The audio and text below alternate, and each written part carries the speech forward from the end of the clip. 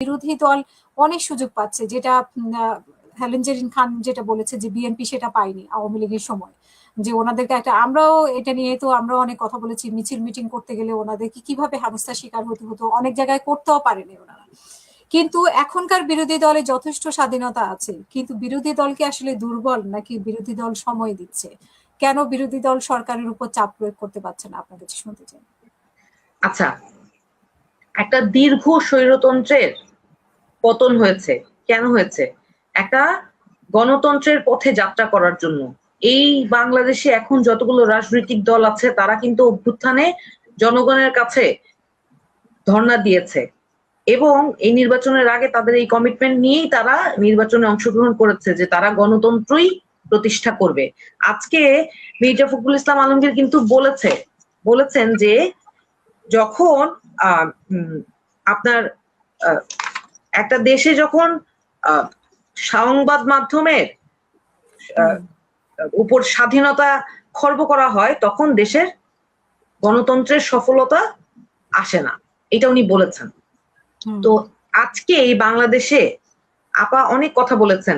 কিছু কথা আপারা ভাবেন যে আমরা জানি না, বা আপনারা হয়তো মনে করেন যে অনেকেই অনেক কিছু জানি না। আমি আমার কিছু কষ্টের জায়গা বা অভিজ্ঞতার জায়গা থেকে কিছু প্রশ্ন আজকে আপনাদের কাছে রেখে যেতে চাই।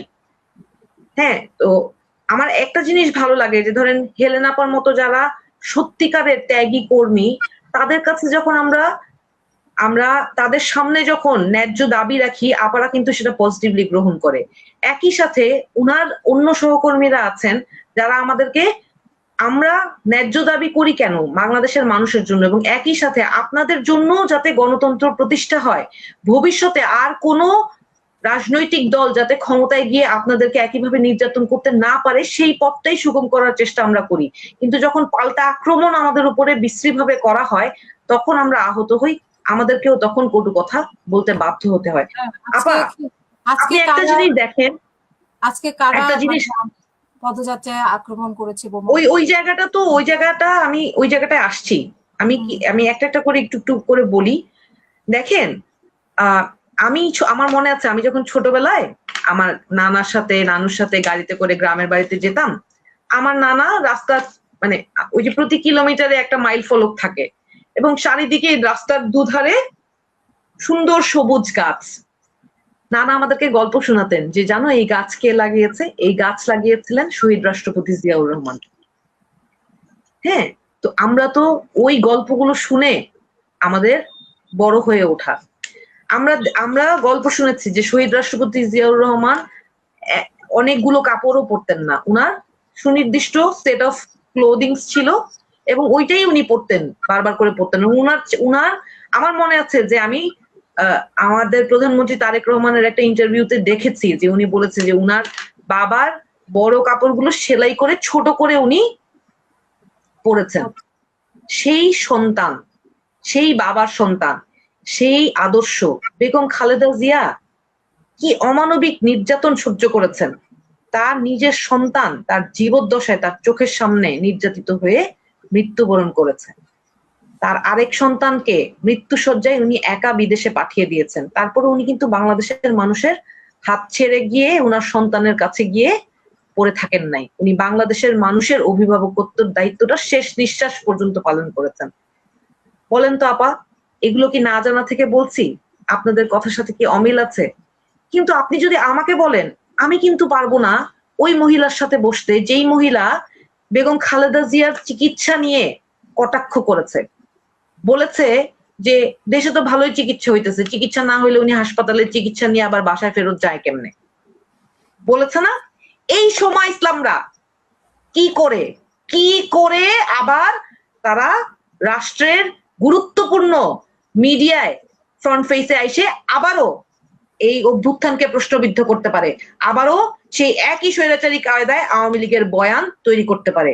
এটা যদি ইন্টারিম গভর্নমেন্টের আমলে হইতো, আমি বলতাম ইন্টারিম গভর্নমেন্টের দূরদর্শিতা নাই, তারা রাজনৈতিক না, এই জন্য তারা দায়িত্ব গ্রহণ করতে ব্যর্থ হয়েছে। তাদের হাজার ব্যর্থতার গল্প আমি এখানে বসে বলতে পারবো।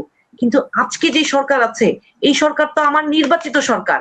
তাদের আমলে এই ঘটনাগুলো কিভাবে হয়? আমার এক বোন উনাকে আমি অনেক সম্মান করি, অনেক সম্মান করি। উনার সাথে আমার অনেক সুন্দর স্মৃতিও আছে এই অভ্যুত্থানের পরেই। উনি যেইভাবে সময় ইসলামের কথার ফাঁদে পড়ে অভ্যুত্থানকে প্রশ্নবিদ্ধ করলেন, উত্তেজিত হয়ে কথার তর্কের খাতিরে তর্ক করতে গিয়ে উনি যেইভাবে প্রশ্ন করলেন অভ্যুত্থানকে, আল্লাহ মাফ করুক, আল্লাহ মাফ করুক, আল্লাহ মাফ করুক।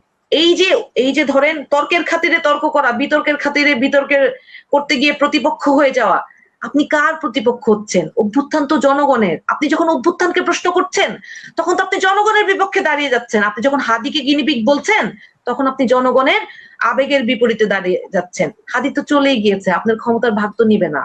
হাদি মানুষের জন্য এই যে কালচারাল ফ্যাসিস্ট, এই ফ্যাসিস্টদের বিপক্ষে লড়াই করে হাদি জীবন দিয়ে গিয়েছে। সেই হাদির বিচার কই? এতগুলো শহীদের বিচার কই? আজ পর্যন্ত আমরা শেখ হাসিনাকে ফেরত আনার জন্য যেই চেষ্টা করছি সেই চেষ্টায় সফলতা এখনো পাইনি। আমরা সেই জন্য কাজ না করে আমরা কি করছি, কাদের ফাঁদে পা দিচ্ছি? আপনি দেখেন, কষ্ট লাগে, অনেক কষ্ট লাগে আপা। কম কষ্টে এই প্রশ্নগুলা করি না।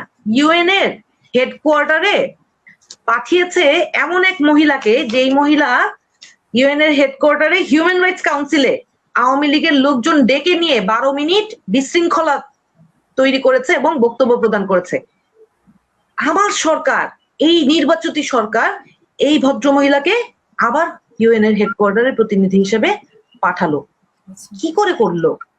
এই এনবিআর, যেই এনবিআর বাংলাদেশের অর্থনৈতিক কাঠামোর একটা মূল স্তম্ভ, সেই এনবিআর এর চেয়ারম্যান বানালেন কাকে? একটা আওয়ামী লীগের 1 নাম্বার দোসরকে।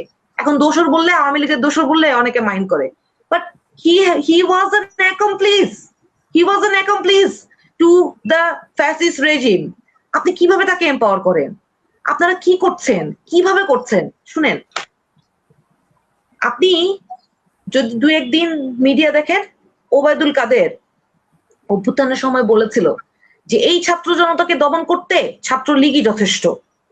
এই ছাত্রলীগের পেটোয়া বাহিনীকে হেলমেট বাহিনী বানিয়ে ছাত্র জনতার বিরুদ্ধে, আপনাদের বিরুদ্ধে, এই যে আপা বলছিলেন না যে রাস্তাঘাটে কাপড় টানাটানি করতো, বিশ্বাস করেন আপা, এই ধরনের ধৃষ্টতা, মায়ের বয়সী একজন মানুষকে নোংরা ভাবে হেনস্থা করার কাজ এই ছাত্রলীগের ছেলেদের দিয়ে আওয়ামী লীগ করিয়েছিল। সেই একই কাজ এই অভ্যুত্থানের পক্ষের শক্তিরা করবে, এটা কোনোভাবেই আমরা আশা করি না।